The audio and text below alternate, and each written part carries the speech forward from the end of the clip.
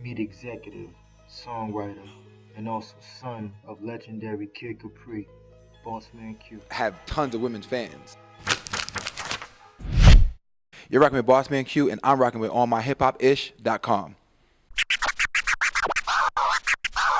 All right. Well, first and foremost, I'm Bossman Q, and I do a few things. I'm what you would call a Renaissance man. I write.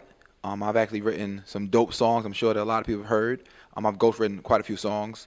I have a nonprofit program that I started called Coaching to Success, and I work with African American men 17 to 23, and I teach them all of the basic essential tools you need to be somebody's husband and father.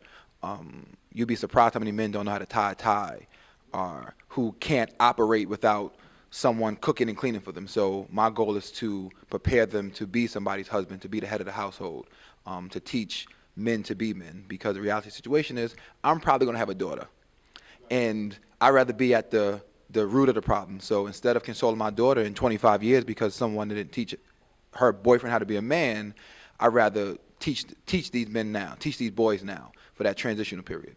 Like, yo, how do you tie a tie? You know, walk down the street, you ask 10 people, maybe 7 will know, maybe 5, and that's not cool. Everybody should know how to tie a tie.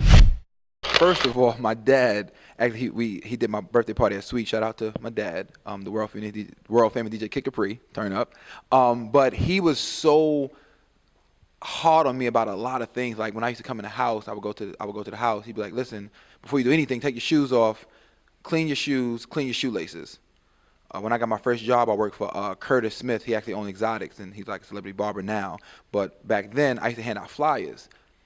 And they used to take, before I get my money, my paycheck was $50 a week every Saturday. He used to take $10 out of it. I'd get 40 back. I'd be like, "Where's my money?" He'd be like, "Yo, you got to get your hair cut." I think I work at a barbershop. Why am I paying to get a haircut? He was like, "Because these, as a man, these are things that you do. Before you do what you want to do, you do what you need to do." So I would have to get my hair cut. I would get a manicure. I would get a pedicure. My uncle, Grimmy Q, he was real hard on me about how I spoke to people. Men don't raise their voice. Men don't put their hands on women. So I had to be mindful of my size and how I interact with people. So those are the men I had around me who nurtured me and groomed me to be a man, to be able to teach what I know now, which is innate in me, which is second nature.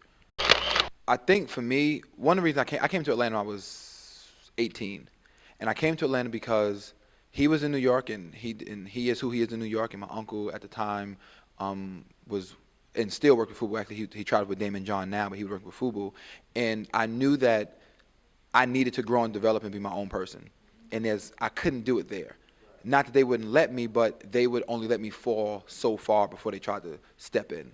So I came here, and it was a thing where it was either make or break. I had $135, and I had one king-size suitcase, and I was sleeping on my aunt's couch, and I didn't have a driver's license. I had to make it work, and I wanted to be my own person.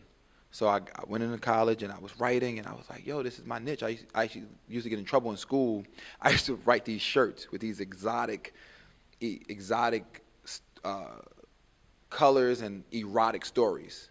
And I used to get in trouble all the time, but I had just a crazy imagination. And a lot of those poems turned into these songs that are written for women, and they like it.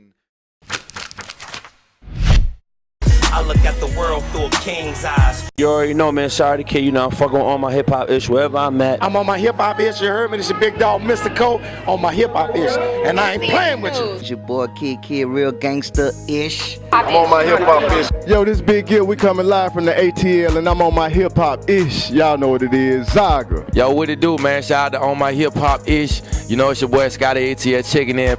I look at the world through a king's eyes. On My Hip Hop Ish is coming to your city. Here's your chance to get on a prominent media powerhouse. We bring the blog to the block. Holla at us for packages, blog placements, interviews, and behind-the-scenes documentaries. If you are serious about your career, email us at info@allmyhiphopish.com or contact us at 404-944-9679.